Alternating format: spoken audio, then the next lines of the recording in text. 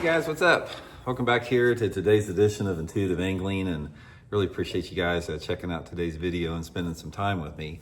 Guys, today we've got a little fun video. We're going to be talking about why team sports suck and why bass fishing is the best sport in the history of sports. So we're going to get into that in today's video.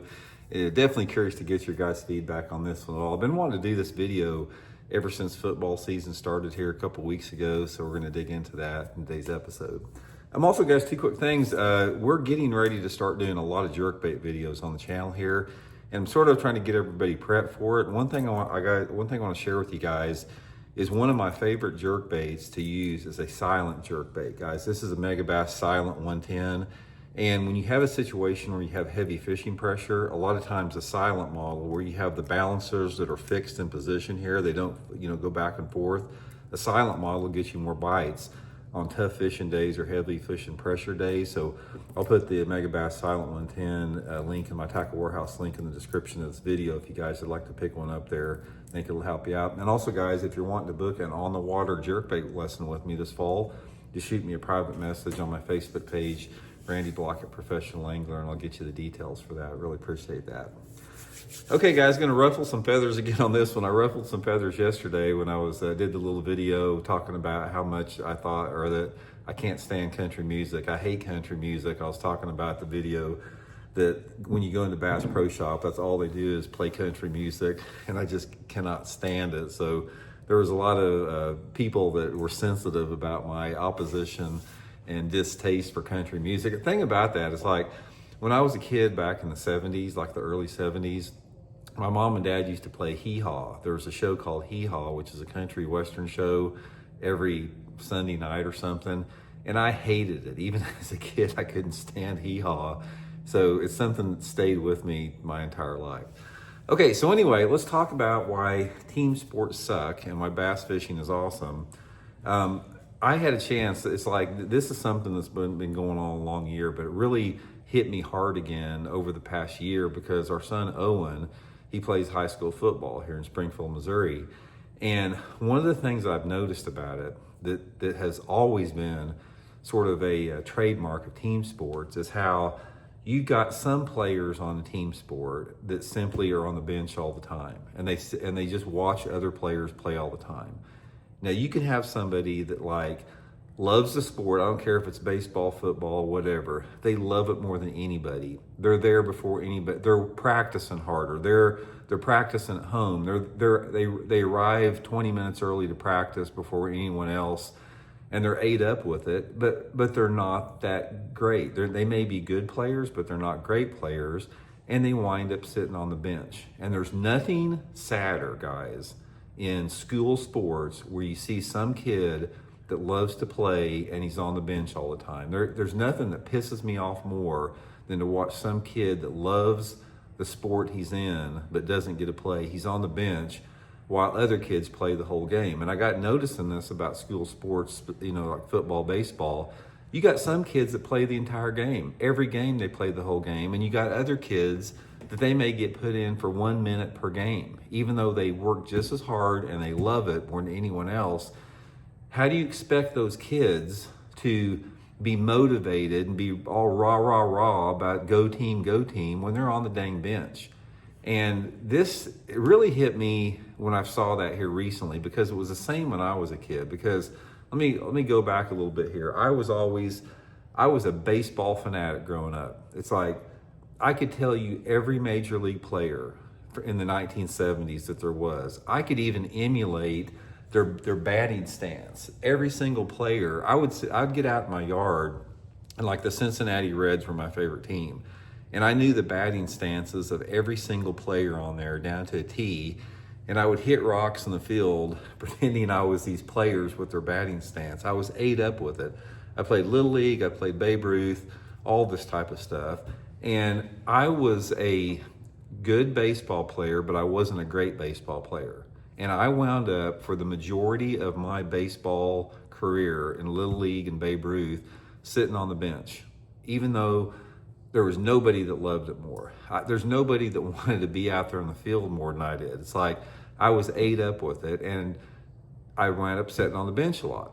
And it all accumulated, and I've told this story before, when I was in high school at Parkwood High School in Joplin, Missouri. They had in my sophomore year, I went out for baseball tryouts. And anyway, my position was first base. And like I said, I was a decent player, but I wasn't a great player. But in this particular tryout, guys, I was on fire. There was two of us vying for this position.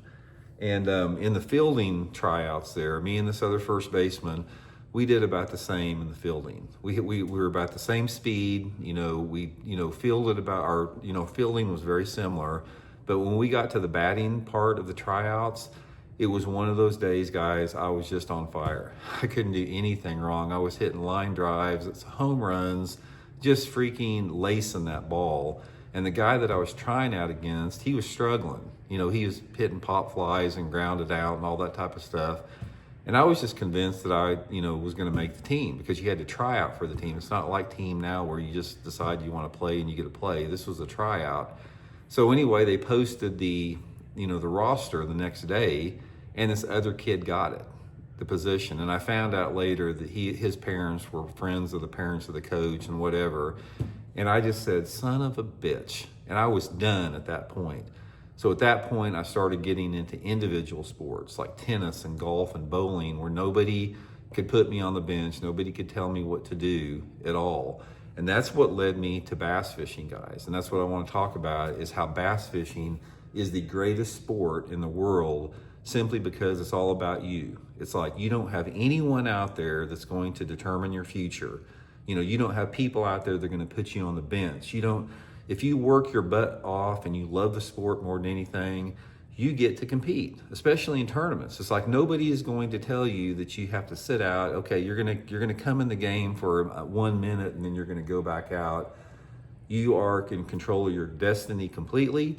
Your work ethic determines, is set by you, and you get to be in the game 100% of the time. And that's why individual sports like bowling and tennis and golf and bass fishing, that's why they are the best sports, and that's why team sports suck, in my opinion, out there. I can't stand them anymore because of my experiences that I still see to this day.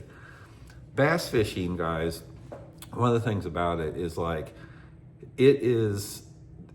I just love it. That's one of the reasons I have done this for so long and that I do the channel, is bass fishing is such a special experience from every single aspect. There is so much that bass fishing offers to the human experience. There is not another sport out there where you're going to learn so much about yourself, number one, because especially in a tournament realm, because if you're a tournament bass angler, and even maybe recreational to some extent, every emotion that you have as a human being, joy, sadness, happiness, exhilaration, anxiety, fear, everything, the whole gamut of the human emotions that we have, you will eventually experience that in bass fishing. I have in my tournament career, guys, every single aspect of the human emotions, I've been able to experience that. What other sport can you say that offers the ability to do that? There's none except bass fishing. Bass fishing will give you connection to the nature and a connection to the outdoor and to the natural world like nothing else if you allow it to do so. And it has a therapeutic healing property to it that is inherent to the sport of bass fishing and bass fishing alone. And the thing about bass fishing, it's like anything else in life. You can't force people to appreciate it or like it. It's like, I have found out that bass anglers in general, it's like people that when they're exposed to bass fishing, they either just absolutely love it or they're just not interested in it. It's like, it's one of the two, and that's okay. But for the people that love to bass fish, like me and a lot of the people that are watching this video here, you guys understand what I'm talking about. And that's why it's very important for us to protect the integrity of the sport of bass fishing. And that's why I'm very adamant to protect the integrity of bass fishing. And that's why I'm so anti-tech with the anti-spotlight and type crap, is I want to preserve that the purest level of bass fishing, where the PowerPoint of it comes from. And the further that we get removed from that, the further that we get removed from those basic foundations in bass fishing, which are mystery and magic and wonderment and the unknown and the therapeutic healing aspect that bass fishing provides everybody, that's when it diminishes the sport. And that's one of the reasons I'm so adamant here on the channel, and I'm so critical about people that threaten that integrity of the sport, is because I understand how precious it really is. So anyway, guys, let me tell you something back to that. Think about the video. Appreciate you guys tuning in. We'll talk later. See you guys.